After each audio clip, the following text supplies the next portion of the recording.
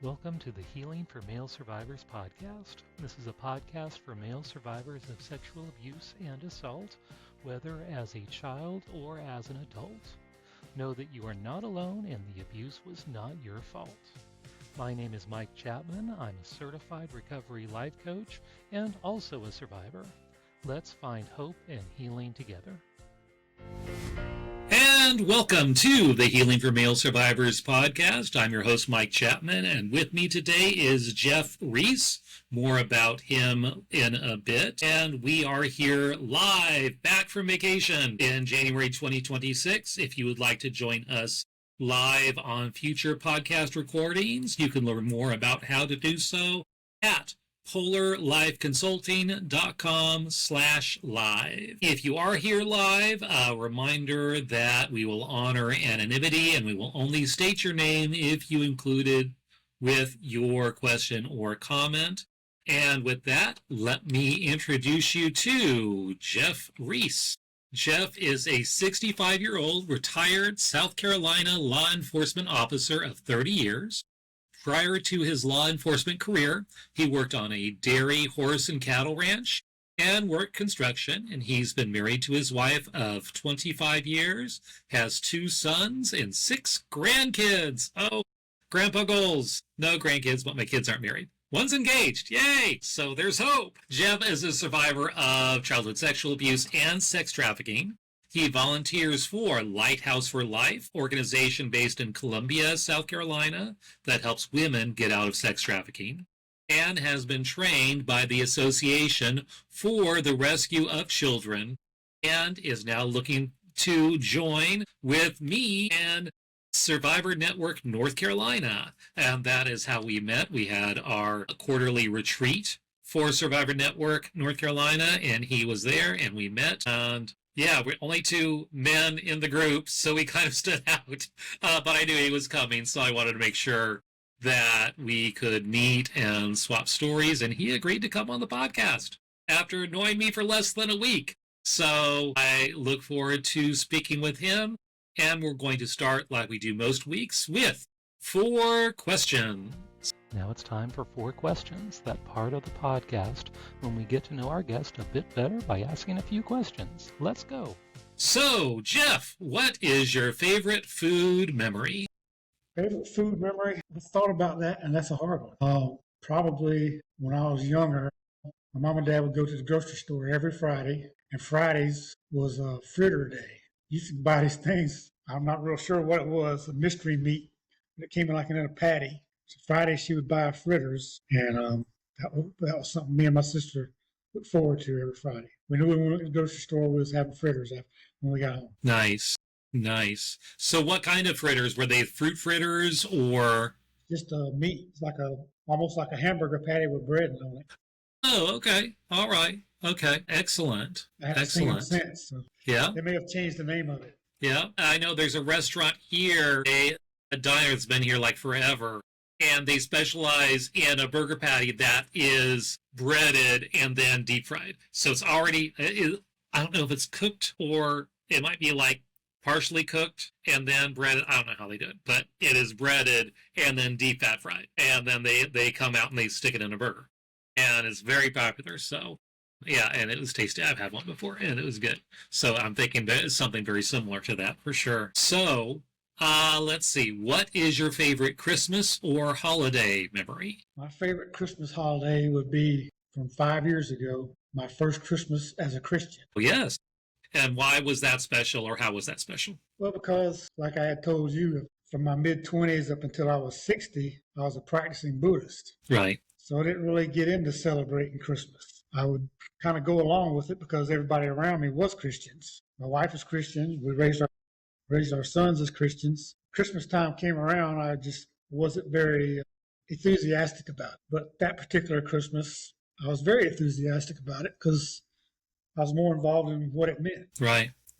So did you do anything special or anything different that first Christmas?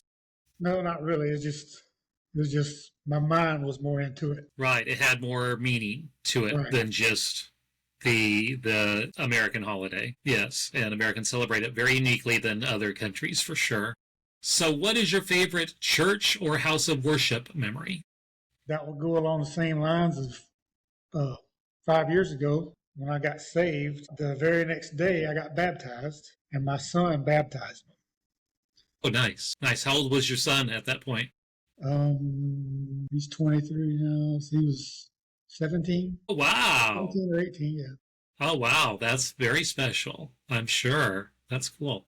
So, yeah, I know I actually about that age was when I got baptized, around age 17 back in the day. So, yeah, I'm sure that meant the world to him to be there for you in that moment. That's really cool, very special. And that you wanted to have him participate in that way. That's cool. So, yay, Dad. Go, Dad. What is your favorite scripture or any inspirational quote that has helped you on your spiritual journey, and what about it speaks to you? I have one. I'm going to read it because it's Okay. kind of long. That works. I don't want to mess it up. It's Isaiah 41, 9 through 10. I took you from the ends of the earth, from its farthest corners I called you. I said, you are my servant. I have chosen you, and I have not rejected you. So do not fear, for I am with you. Do not be dismayed, for I am your God. I will strengthen you and help you. I will uphold you with my righteous right hand. Nice, nice. Yes. And so why does that stand out for you? I think back on that, even though I've gotten saved and mentally I'm in a lot better place, just knowing that the Lord's got my back, so to speak, helps me get through things. Right. Absolutely. Absolutely. There's so much wisdom in Isaiah. I know I've had several people pull out verses from there, and I go to Isaiah a lot. oh yeah, there's a lot of good stuff in there for sure. So from here, let me hear more about your life story, your survivor story of CSA and trafficking. And from there, I would like to hear about your healing journey, what things you've tried that have worked for you, and what things that you may have tried that did not work for you or just didn't work very well, or miserably failed too. I mean, we all have those that we've tried. And then from there, I would love to know more about what you're doing today, not only with your career, but this extra career that you have working for other survivors of trafficking and all the volunteer work that you're doing. Would love to hear more about that. So let's hear more about Jeff. I won't start way back, but like I said, I've been a Buddhist from early to mid-20s till I turned 60. My story is a little bit unique in that the sexual abuse and trafficking, my mind had blocked out. May of 2021, my youngest son was about to go into the Navy, and my mind was all jumbled up about him doing that. I mean, I wanted him to do it. I didn't want him to do it. So, and I had always been one to never really open up about anything. Right. I always assumed it was because I was like my mom. My mom was the same way. You could chop her arm off and she would tell you she was fine, not to worry about her. Yeah, it's like that. What is that Monty Python skit where the guy, his arm calls out, oh no, I put a scratch, and then his other arm goes off, and then one leg, and then the other leg, and he's just like this torso and a head. It's like, it's okay, I can still fight you, and still continues on. It's like, yes, that whole mindset, yes. Anyway, I had some things I wanted to say, so rather than come to my wife like I should have and talk to her about it, I sent it to her in a text, and that was the wrong thing to do. I knew it when I sent it, and I really knew it when she received it. Yeah. I was told I need to figure out why I was like that. So it was at the end of my shift. I was in the parking lot in my personal car, I think, that day. It wasn't in my work vehicle. And I sit there for a long time just thinking, trying to reach back in my mind, thinking why I was like that and why I was like that.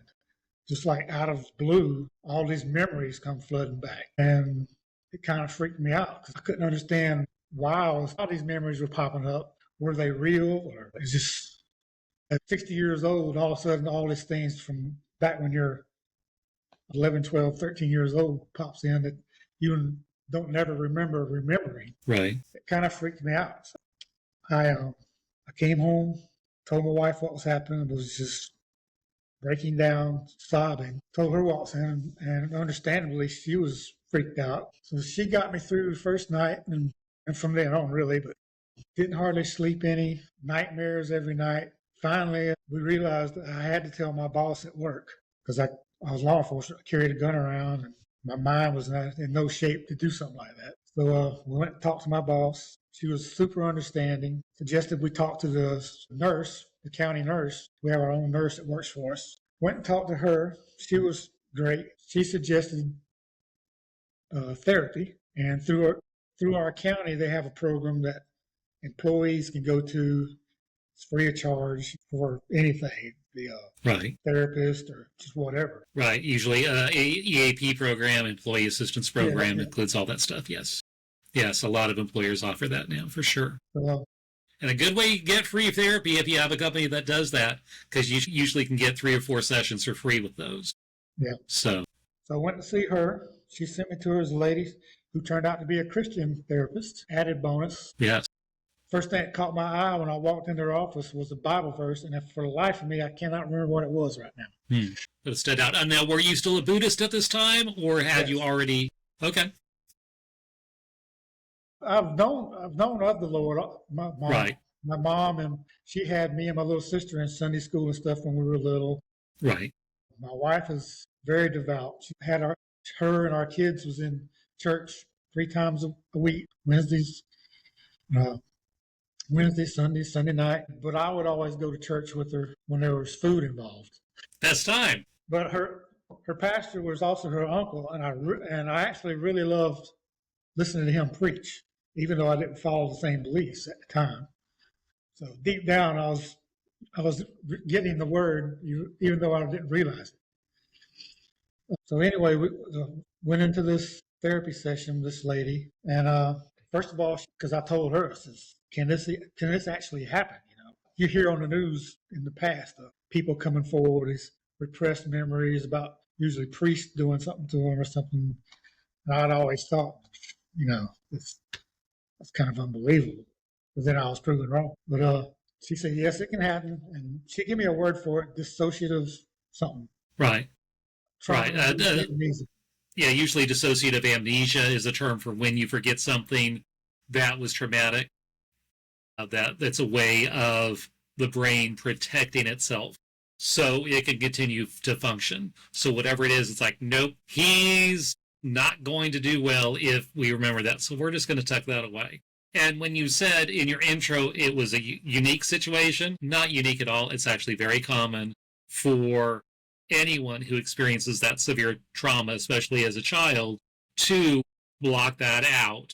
And then oftentimes it's decades before the mind thinks, oh, you're in a safe place now. Okay, well, now it's time to deal with this stuff. And then you start remembering. And oftentimes, including a lot of men like you, like me, in their 50s and their 60s, all this stuff comes out. And you're going, and then statute of limitations and so forth comes to play. But even if you do remember, still the statistics show, on average for men, age of first disclosure, whether it's because of a repressed memory or he just didn't want to tell anyone, 25 years on average between when the abuse stopped and when you first told someone about what happened, for whatever reason. She said that all the years she had been doing it, mine was the longest time span before it came back out.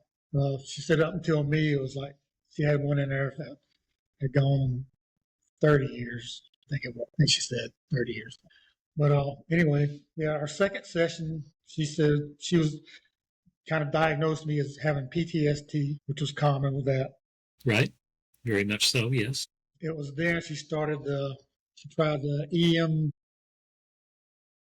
EMDR, eye movement desensitization reprocessing, which is the de facto treatment now in the last 10 years for trauma, especially childhood trauma, but for any trauma, any PTSD, that seems to be the de facto treatment. There's lots of other treatments, but that gets the most press. And it worked really well. I mean, almost too well, because up until I went to see her, the person that trafficked me, I thought he was the only one involved. And I was trafficked by our family doctor.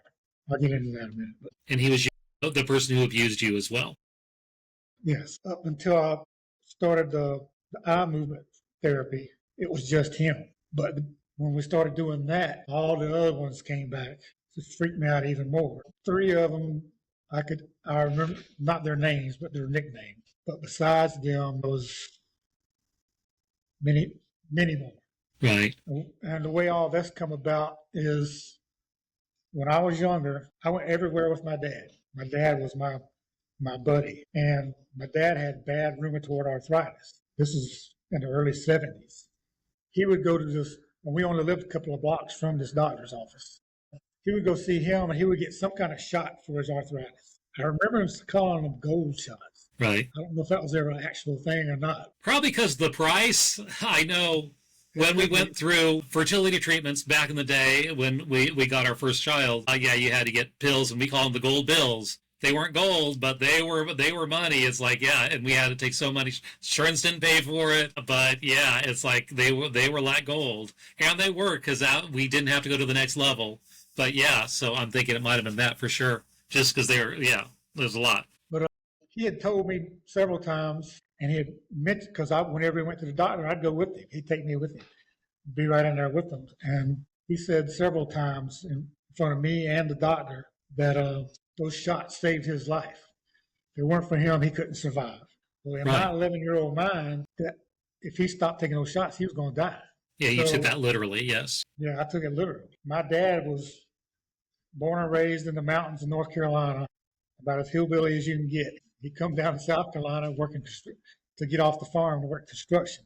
But he was real big in work ethic. So this doctor, he asked my dad, could I start coming, since I only lived a couple of blocks away, if I could come up on Saturdays, because he only was open half a day on Saturdays, could I come up there and do odd jobs for him? Cut grass, just whatever, outside, inside. Started out just outside first few times, and then it was inside after the place had closed. It was just me and the doctor in there. Then he kind of baited me in, I guess, as to what was going to happen next. Which is part of what we call grooming. Exactly. Yeah, he was grooming you to get you to the point where you would be willing to do what he wanted you to do. Yeah. So finally he did it against my will, but I was told that it was going to keep on happening, and that if I told anybody, he was going to stop treating my dad. In your mind, that means Dad's going to die because he can't live without the shots. Correct. Yeah. And later on down the road, I realized, I guess as I was getting a little older, I realized that wasn't going to happen. But by that point, I didn't want anybody to find out because of the shame. Right. Exactly. So he had his hooks in me then. And then after a few months of just the two of us, I come in one day and there's somebody else there. And that began. And at the time, I didn't know I was being trafficked. I was just doing something I didn't want to do, but right. And then he started to bring others into the scene. Yes. And a few times, I remember some of the people that came in, when they'd leave, they would hand him an envelope, assumed payment. Right. And he did pay you for doing the errands for him. Right. So. Yeah, I got paid every Saturday for something. No matter what you did, or even if it was something you didn't want to do, yeah, he still gave you the money Saturday, I still had to work. Right. I would get up there at like 10 o'clock in the morning while it was still working, while the clinic was open. I'd do my jobs and stuff, and then the nurses would leave. The clinic closed around 12. The nurses would leave 12:30. Or the nurse, he only had one nurse. Then once she was gone, he locked the doors up. Then I had to come inside. Like I said, this went on. Timeline is a little sketchy. I know I was 11 when it started. And I'm pretty sure I was about 13 when it stopped. And the only reason it stopped was because I never mentioned anything to nobody, obviously. The only reason it stopped was my dad got laid off. He was a construction painter. He got laid off, so he started doing weekend work, painting houses. Made me start helping him. So that was the end of that. Right. How many men do you think it was other than the doctor? I don't know. Probably more than a dozen? Probably 15 different. 15. Yeah, yeah. Some of them were. But a lot of repeats. Yeah. Yeah. Anyway, going back to the therapy, the eye thing really helped. What really helped with that, though, is when later on she switched. She got this new thing. You'd hold them, and they would buzz for us, rather than watch her finger going back and forth. Right. Part of eye movement, EMDR, is the bilateral stimulation is what they call it. And usually to begin with, they put a headset on, and then it will be every other note or whatever in the song that's playing. It will go right ear, left ear, right ear, left ear, right ear, left ear. And that stimulates the brain so that you're firing on both sides of your brain. The right brain and the left brain are both being stimulated at the same time. And because of that, it can unlock stuff that is trapped in there. I don't know the science behind it, but yeah, that bilateral stimulation. It works very well. Yeah. And then they go and that you want to mix it up. So you can also it's like a small electrical current, little things that you hold. It'll be a little tiny electrical zap, zap, zap, zap, like almost like a little buzz. That's what she used with me. Right. And it's just another way, instead of audible, it's tactile. So you're feeling it. But they say we learn that people who like to go for a walk, because it's back and forth and back and forth. It's this rhythm. It's that same thing. That's a bilateral stimulation as well. I just learned that the other day. So people who like to go for walks when they're stressed or whatever, walking helps, because scientifically, brain science, it's bilateral stimulation, because you're doing left side, right side, right side as you walk. And that has that same kind of grounding effect, or that it can help release stress and release stuff going on.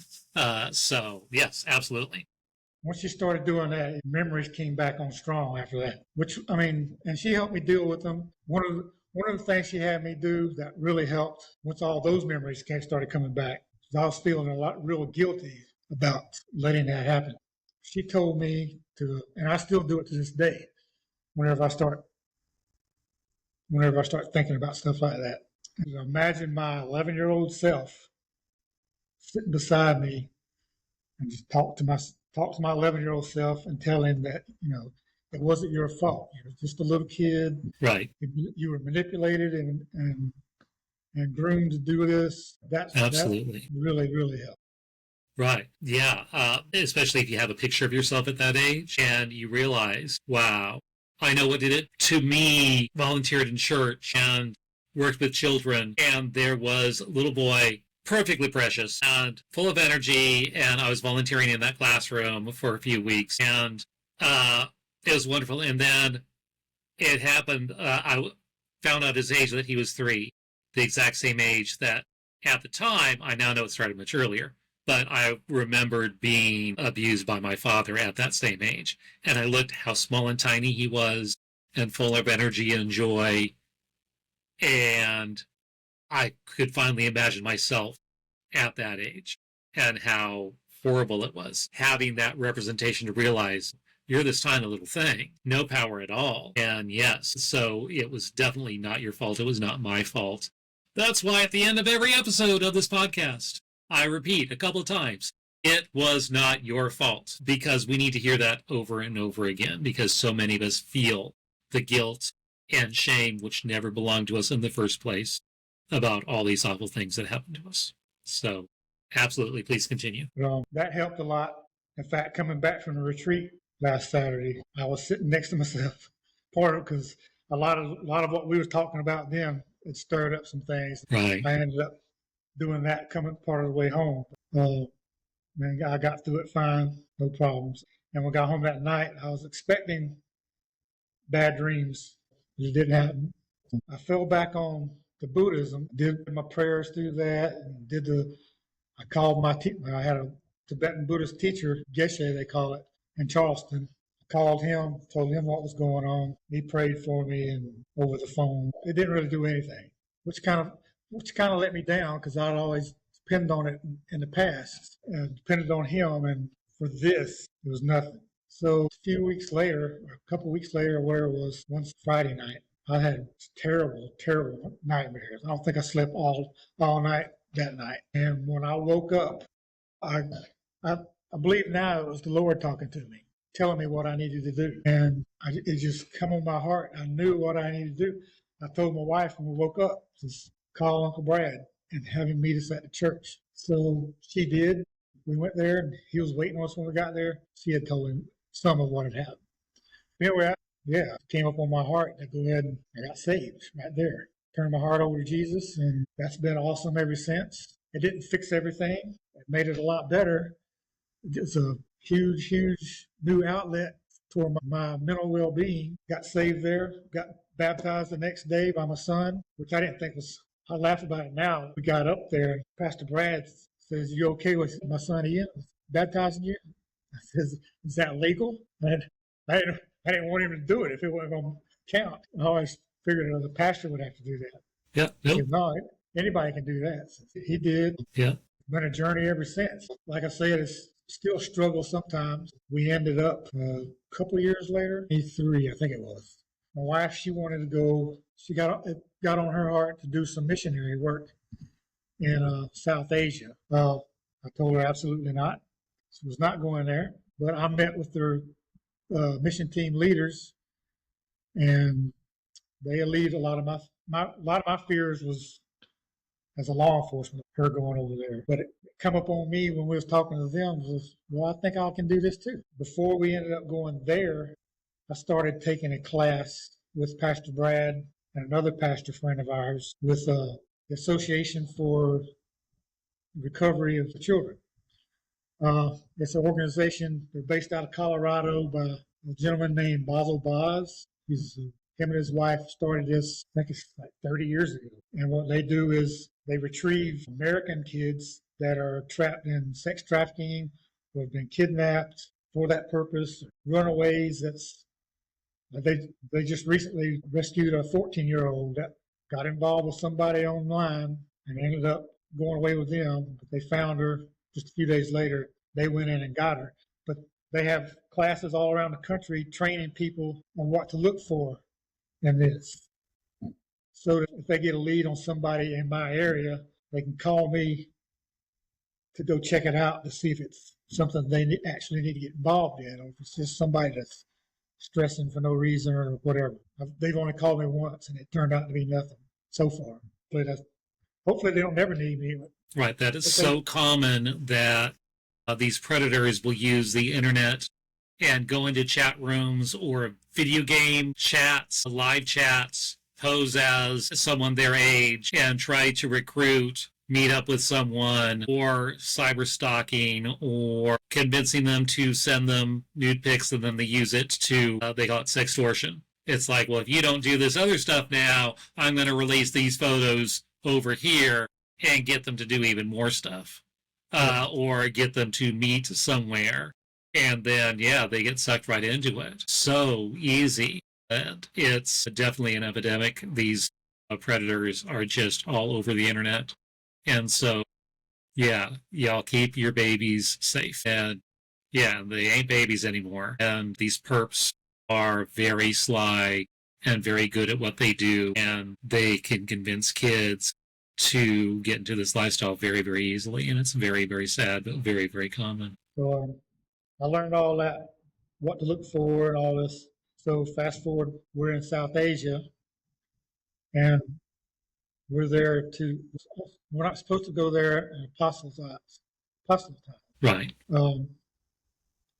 So we have to get in the country on a tourist visa. Right. So we're usually there a week or more, and we'll spend a day or two doing tourist stuff so that we can prove that we're there. Right. So the first day we went, it was this huge, huge market. I mean, where we was at is extremely crowded anyway. This market was packed. There's beggars everywhere. And they used kids to beg. And I could see the kids go to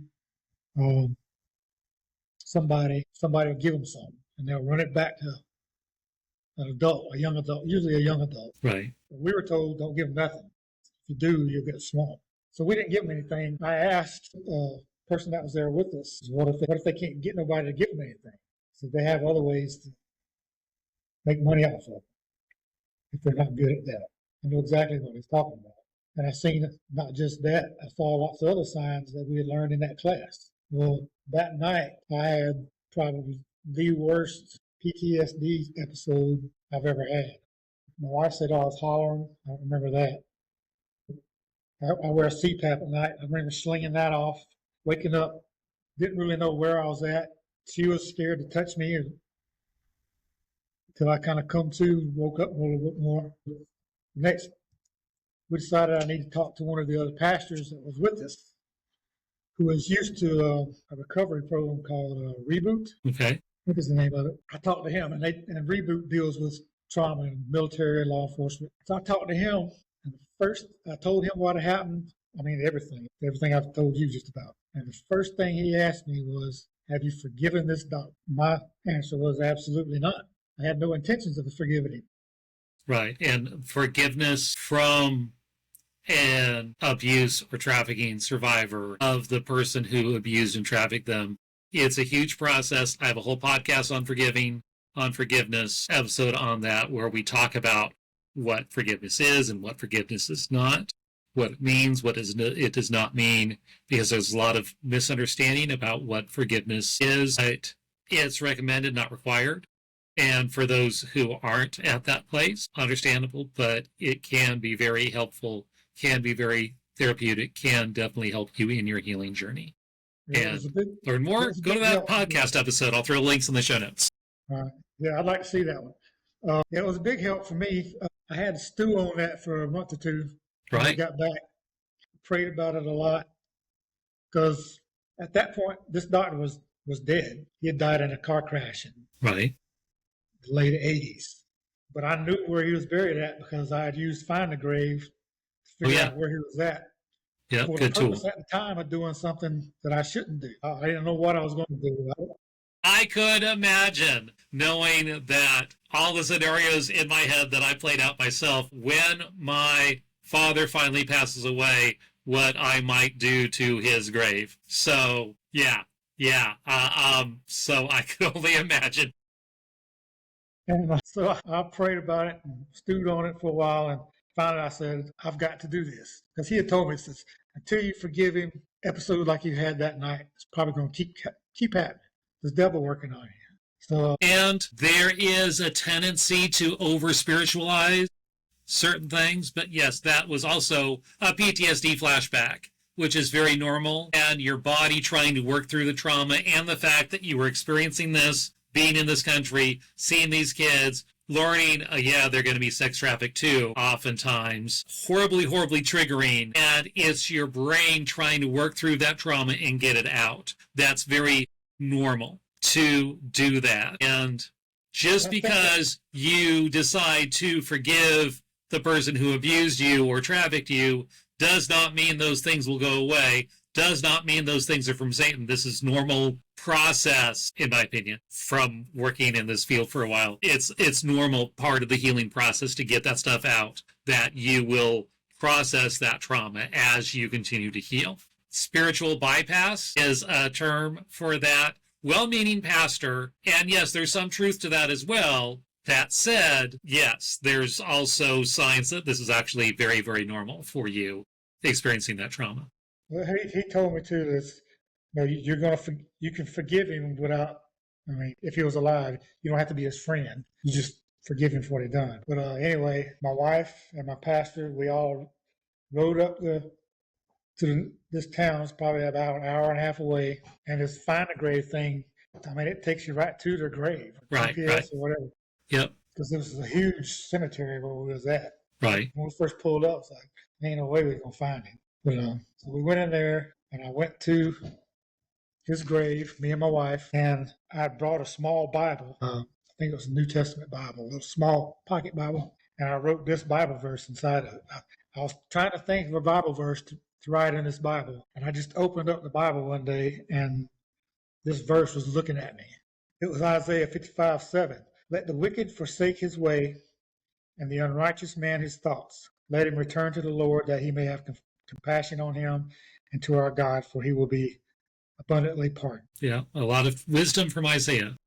Yeah. So forgave him, left that on his little tombstone or marker. Right. And we left. Right.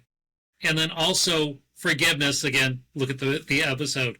It is a continuous process too, because as you heal, you will find out more about what this doctor guy did to you. More stuff will come forward. So it's even more stuff you have to forgive him for. Same thing with the person who abused me. I try to avoid saying my abuser or my trafficker because there's ownership. So I try not to use those pronouns as we continue to heal. And it's even more stuff that we will have to forgive that person of who was the person who trafficked or abused us. So more stuff will continue to come up, and it's going to continually be a process for sure. Yeah. And a lot of those feelings that come up because of it, those will come up too, and you kind of need to ask forgiveness for those feelings too, those bad feelings, or the wanting to do horrible things to his gravesite, that kind of stuff.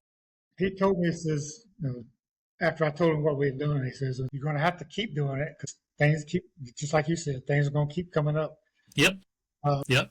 Not even to mention the other people that was involved. Right, exactly. I mean, exactly. I know for me, they're just the group because most very faceless just know I've got the body memories. So it's just all the faceless men who were there and did their thing to me. Yeah. And they're just like a class action forgiveness versus the individuals I remember. But for the most part, yeah, it's just all those others. So yeah, you cluster them all together. And yeah, because you don't necessarily even remember all of them. And I certainly don't. But I know they did stuff. So yeah. I can remember 3 names and 3 faces. Right. Yeah. And they weren't really names. Right, nicknames, right. That's what I called them. Right, exactly. Yeah. And all that's part of the process. So you mentioned, it sounds like you worked a lot with this pastor person. What other things have you done in your healing journey? You mentioned EMDR as well. What things did you try that maybe were less than successful or not work at all? When I first started with this therapist, before she tried the EMDR, it was almost like she's trying to hypnotize me, or not hypnotize, close my eyes, and she would talk to me, and I told her right away, that's not doing anything. Right. If you're not used to that kind of environment, it's hard to go there and go deep. I've done it a lot. So I just did the session on brain spotting. That was a recent episode that was just posted as well, where I was in the hot seat doing a brain spotting session with Drew Boa as the provider. And yeah, I kind of just went right into that space, going deep into the inner recesses of my brain and letting stuff happen, because it's like exercise. It's, if you're used to lifting a whole bunch of weight, lifting it again is going to be easy because your muscles are there. It's that same way. I've done it enough times. It's like, we're going there. Okay, yeah, I can go deep. Okay, okay, I'm there. And you just go. But if it's not a muscle you've used, yeah, it's very hard for someone fresh out of the gate to go into those deep spaces if you're not used to going there. Absolutely. Yeah. The thing was, talking to my younger self has been a big, huge help. Yes, absolutely. Because I'm by myself, prayer helps a lot. Yes. And part of that younger thing in husband material, the group I work with, they have something called older brother coaching, where you are the older brother to your younger self. They give even more suggestions on what to do and how to build that relationship between adult you and the younger you who was abused or trafficked or both, and develop that relationship even further and even more in depth. But that's the term that they use, and I'll have links to that too. But yeah, that's definitely very, very helpful to develop that relationship in your mind of you and your younger self. Absolutely. My wife is a big help. Just being there for me. Yes. Yay, the women who help us heal. Yay. They have to put up with a lot of our stuff, and bless them. She's been my rock star. Yes. Yeah, like Saturday coming home, I was a little anxious coming just about all the way home. Just seeing her when I got home, she just kind of grounds me, I guess. Right. Absolutely. Yeah, mine does too. Just her presence. It's just like it's home, it's safety, and it's just yeah, it's wonderful. Absolutely. Having that. You've been married 25 years, I've been 35 years, and yeah, there's such safety. Yeah. Yeah, absolutely. Absolutely. Wonderful. So, anything else on your healing journey that you want to share? I wanted to help other kids that might be. That's the reason I got with the Association for Recovery of Children. Right. Then I started with this organization in Columbia, South Carolina called Lighthouse For Life. My wife wanted to do something also, and that was something that she could help with. Right. More so than me, actually, because all they deal with is women. They have a place called the Harbor. It's downtown Columbia. It's a place for ladies that's being trafficked. If they can get there, they can get the clothes washed, they can get a meal, they'll minister to them. If they need help finding a place to stay, they'll help them with that. They hand out and they give these bags. They call them freedom bags. I think that's what they call them. They even give some of them out to some of the police in the area. So if they had, and it's a little backpack flat full of food, toiletries, just anything they might need. Because surprisingly enough, a lot of their Johns don't want them doing stuff. For some reason, they don't let them take care of themselves physically. We clothes in there, snacks, some over-the-counter medicines, and stuff like that. They'll give those. They get 2 of those a month, 2 bags. The police carry some of them around. So if they see anybody that needs anything but doesn't want to come to the harbor yet, they can hand those out. My wife, she goes there. She helps out at the harbor, keeping the place clean, and if there's anybody there ministering to them, encouraging them. They've helped a lot of people there. Right, absolutely. The lady that's the head of this, she's the director of the survivors. She was a sex trafficked for 18 years. Ended up, they were going to, her parent was going to send her to New York. And something told her if she went to New York, she wasn't coming back.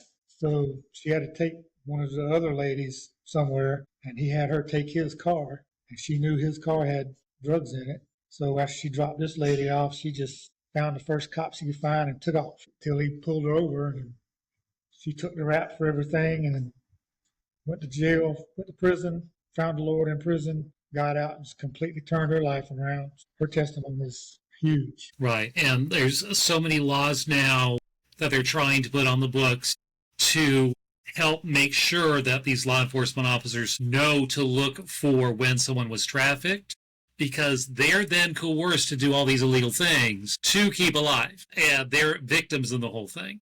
And to make sure they get classified as such, so then the judicial system sees them for what they are, as victims, not perpetrators in this whole mess. They're working hard to change the laws here in South Carolina. Right. For that exact thing. Right, because, yes, so many in the prison systems are victims, both male and female, of abuse and trafficking and so forth. Absolutely. And just lost to the system because of that. So, yeah, absolutely. So, any final thoughts for that survivor out there who is listening? Like you said before, like I said, it's not your fault. There are ways out. Contact local law enforcement. There's a lot of good ones there that can help. Several organizations like y'all's, the Survivor Network, North Carolina, Lighthouse For Life. Here in South Carolina, the state attorney's office, attorney general's office, they have a human trafficking task force. They meet every month with various entities around the state, see what they can do to make things better. Contact his office. Excellent, excellent. And with that, thank you, Jeff. Thank you for having me. And we'll see you next time on the Healing for Male Survivors podcast. If you would like to learn more about my coaching with Polar Live Consulting, where I provide one-on-one coaching and group coaching, both with a focus on healing for male survivors, reach out to me at polarliveconsulting.com. That is Polar spelled P-O-L-A-R. I would love to hear from you. I want to hear your story. If you would like your story featured on this podcast, contact me via my website. If you like this podcast, please rate and review, because that's how other people can find me, and I really want to spread this message of healing and hope to others. And remember, you are not alone. Healing is possible, and the abuse was not your fault. Let me repeat that. The abuse was not your fault. See you next time on the Healing for Male Survivors podcast.